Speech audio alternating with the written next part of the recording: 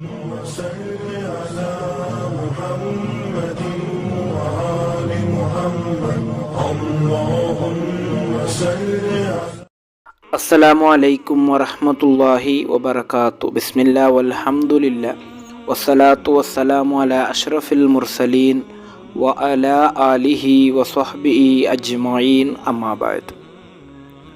ಹೊಟ್ಟೆ ತುಂಬ ತಿನ್ನಲು ರುಚಿಕರವಾದಂತಹ ಆಹಾರ ನಿಮಗೆ ಸಿಗುವಾಗ ಈ ನೆನಪು ನಿಮಗೆ ಇರಲಿ, ಇದನ್ನು ನೀವು ಮರೆಯದಿರಿ. ಇಮಾಮ್ ತುರ್ಮುದಿ ರಲಿಯಲ್ಲಾಹು ಅನ್ಹೂರವರು ವರದಿ ಮಾಡಿದಂತಹ ಹದೀಸ್ ಮಸ್ರೂಕ್ ರಲಿಯಲ್ಲಾಹು ಅನ್ಹೂರವರಿಂದ ನಿವೇದನೆ.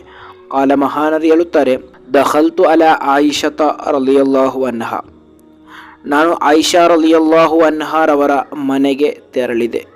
ಫದಅತ್ ಲೀ ಬಿತುಆಮಿನ್, ನನಗೆ ಆಹಾರವನ್ನು ತಂದುಕೊಟ್ಟರು.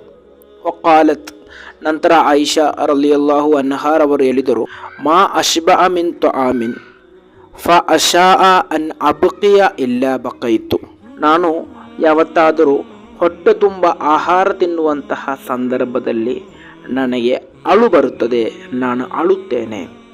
ಅಂದರೆ ಹೊಟ್ಟೆ ತುಂಬ ಯಾವಾಗ ನಾನು ಆಹಾರ ತಿಂತೇನೋ ಆಗೆಲ್ಲ ನನ್ನ ಕಣ್ಣಿನಿಂದ ಕಣ್ಣೀರು ಬರುತ್ತದೆ ಎಂದು. ಕಾಲ ಮಹಾನ ಹೇಳುತ್ತಾರೆ, ಕುಲ್ತುಲಿಮ, ನಾನು ಕೇಳಿದೆ, ಯಾತಕ್ಕೋಸ್ಕರ?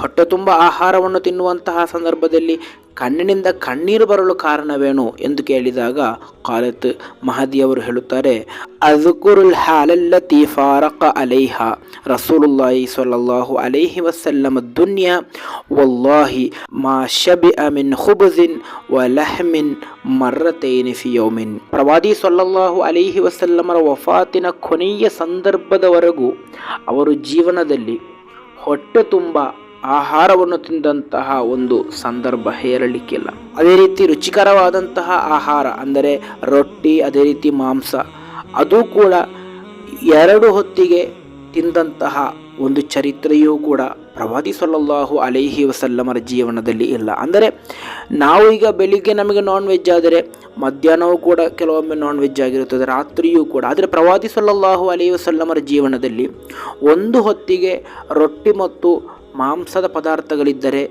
ಮತ್ತೊಂದು ಹೊತ್ತಿಗೆ ಊಟ ಇರಲ್ಲ, ಅಥವಾ ಆ ದಿನ ಪೂರ್ತಿಯಾಗಿ ಹಸಿವೆ ಆಗಿರುತ್ತದೆ. ಈ ರೀತಿಯಾಗಿತ್ತು ಪ್ರವಾದಿ ಸ್ವಲ್ಲಲ್ಲಾಹು ಅಲೈಹಿ ವಸಲ್ಲಮರ ಜೀವನ.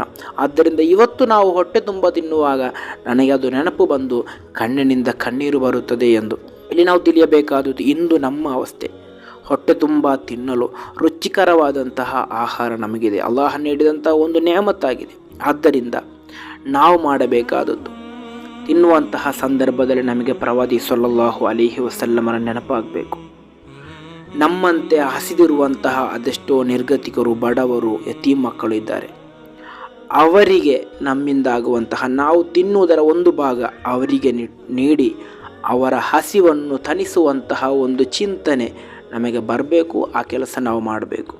ಅದೇ ರೀತಿ ಅಲ್ಲಾಹನಿಗೆ ಶುಕ್ರನ್ನು ಮಾಡಬೇಕು. ಕಾರಣ ಹೊಟ್ಟೆ ತುಂಬ ರುಚಿಕರವಾದಂತಹ ಆಹಾರವನ್ನು ಅಲ್ಲಾಹನು ನಮಗೆ ನೀಡಿದ್ದಾನೆ ಎಂಬಂತಹ ಚಿಂತನೆಯೂ ಕೂಡ ನಮ್ಮಲ್ಲಿ ಬರಬೇಕು. ಈ ರೀತಿ ನಾವು ತಿನ್ನುವಂತಹ ಸಂದರ್ಭದಲ್ಲಿ ನಮಗಿಂತ ಕೆಳಗಿರುವಂತಹ, ತಿನ್ನಲು ಏನೂ ಇಲ್ಲದೆ ಕಷ್ಟಪಡುವಂತಹ ವ್ಯಕ್ತಿಗಳ ನೆನಪಾಗುವುದರೊಂದಿಗೆ ಅವರಿಗೆ ಏನನ್ನಾದರೂ ನೀಡಿ ಸಹಾಯ ಮಾಡುವುದು. ಅದೇ ರೀತಿ ಈ ನೆಅಮತನ್ನು ನೀಡಿದಂತಹ ಅಲ್ಲಾಹನಿಗೆ ಈ ನೆಅಮತು ಶಾಶ್ವತವಾಗಿ ಉಳಿಯಲಿಕ್ಕೋಸ್ಕರ ಪ್ರಾರ್ಥನೆಯನ್ನು ಕೂಡ, ಶುಕ್ರನ್ನು ಹೇಳುವಂತಹ ಕೆಲಸವನ್ನು ಕೂಡ ನಾವು ಮಾಡ್ತಾ ಇರಬೇಕು. ಈ ರೀತಿ ಮಾಡಲು ಅಲ್ಲಾಹನು ನಮಗೆ ತೌಫೀಕ್ ನೀಡಿ ಅನುಗ್ರಹಿಸಲಿ. ಅಸ್ಸಲಾಮು ಅಲೈಕುಂ ವರಹಮತುಲ್ಲಾಹಿ ವಬರಕಾತು.